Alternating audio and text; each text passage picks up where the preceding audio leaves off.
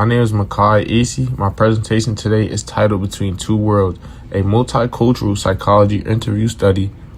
This project explores how race, ethnicity, and systemic inequality shapes psychological experiences through the lens of one individual story. I had the privilege of interviewing Jose, a 27-year-old first-generation Mexican-American man from northern New Jersey. Over the next several minutes, I will walk you through the key multicultural psychology topics that emerged from our conversation, the scholarly research that contextualizes his experience, and that reflection this project and the reflections this project generated for me personally as a white interviewer committed to a culture of humility. Multicultural psychology is the branch of psychology that examines how culture, race, and ethnicity shape identity, well-being, and behavior. As the United States grows increasingly diverse, the field has never been more relevant. Jose, my interviewee, describes himself as fully bilingual, but never fully belonging to either world, which immediately captures the psychological in-between space that many first-generation Americans inhabit. This sense of dual marginalization becomes the central thread of our entire conversation. Understanding these lived realities is not just academically interesting, it is essential for anyone who will work with the diverse populations in a clinical, educational, and community setting.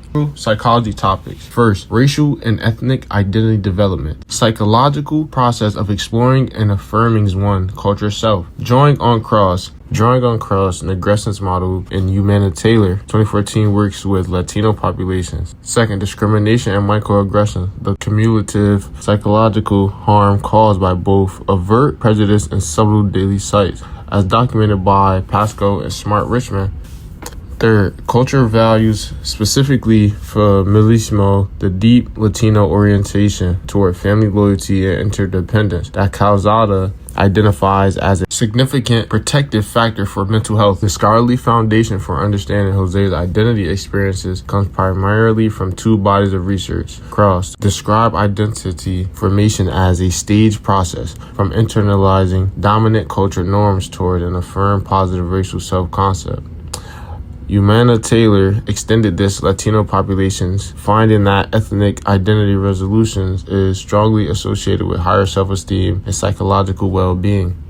On discrimination, Pasco and Smart Richmond meta-analysis of 134 students confirmed that perceived prejudice, both personal and ambient, reliably predicts poor mental and physical health outcomes. Jose's narrative maps directly onto both of these well-established research traditions. Calzada studied Mexican and Dominican families and found that Feminissimo, characterized by loyalty and interdependence and collective well-being, functions as an active psychological resource, not merely a cultural tradition, predicted greater parental warmth and stronger resilience. On the topic of microaggression, Su et al. Established a foundational taxonomy of three categories: micro-insults, micro-invalidations, and micro-assaults. Nadell then applied this framework specifically to Latino individuals, documenting how assumptions about language ability and foreign status constitute a distinct and harmful pattern of cumulative psychological harm that Jose encountered regularly. One of the richest themes in my conversation with Jose was his experience of what I call dual marginalization, feeling two American and Oxycan family spaces and two Mexican and professional New Jersey environments. This mirrors what Humana Taylor describes as the exploration stage of ethnic identity development. However, Jose has moved meaningfully toward resolution. His statement, "I've stopped trying to pick a side. I'm Mexican American, both, and that's actually something I'm proud of now," reflects cross internalization stage, where a stable, affirmative identity replaces earlier confusion. This shift is psychologically significant and represents genuine growth. Jose recounted specific, memorable experiences of discrimination being followed in stores, having his accent mocked by colleagues, and being repeatedly asked, "Where are you really from?" Despite being born in the United States, a particularly salient microaggression involved a coworker complimenting his good English, which functions at what Sewell classified as an ascription of intelligence, a subtle communication of surprise at competence. Nadell found this to be one of the most common microaggression patterns experienced by the Latino professionals. Jose described recognizing these interactions as microaggressions as both validating and exhausting, like finally having a name for something I've always felt. Jose described his family as his primary emotional sanctuary. Weekly Sunday dinners spanning 3 generations serve not simply as social occasions but as rituals of cultural reconnection and psychological restoration. When I asked how he recovers from discriminatory experiences at work, his answer was immediate. Returning to my family resets me emotionally. This direct supports Calzada, finding the familisimo functions as an active psychological buffer. However, Jose acknowledged the tensions inherent in this system, balancing financial obligations with his own career aspirations produce real and persistent anxiety, illustrating that cultural values can simultaneously sustain and stress an individual. Tourists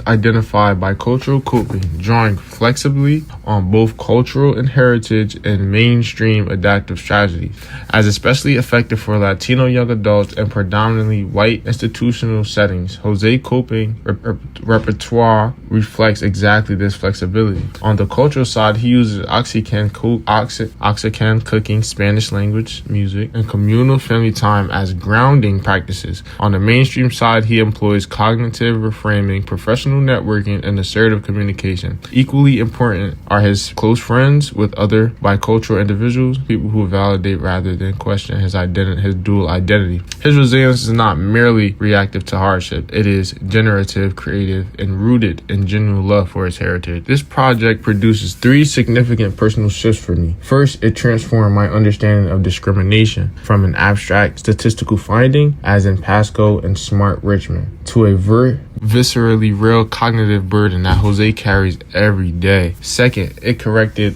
an unconscious deficient orientation I had internalized. Jose's cultural identity is not primarily a source of hardship, but a source of deep joy and strength. Third, Nadell's observation that dominant group members rarely recognize microaggression patterns was confirmed for me. Jose's examples made me aware of behaviors I may have witnessed or even committed without recognition. Hayes frames culture humility as an ongoing practice, and this interview was a meaningful step in the process. To conclude, Jose's narrative demonstrates that systemic inequality, and daily discrimination impose a genuine, measurable cognitive burden on Mexican American individuals navigating predominantly white spaces. Yet his story equally demonstrates that culture, heritage, family, connection, and bicultural flexibility are powerful sources of resilience, not compensations for weakness, but expressions of genuine psychological strength. Culturally, responsive psychological practice must center these strengths as primary, not secondary, to the analysis of struggle. The title of this project, Between Two Worlds, captures both the challenges and the richness of Jose's experience. It is precisely the kind of richness that multicultural psychology exists to understand, honor, and serve.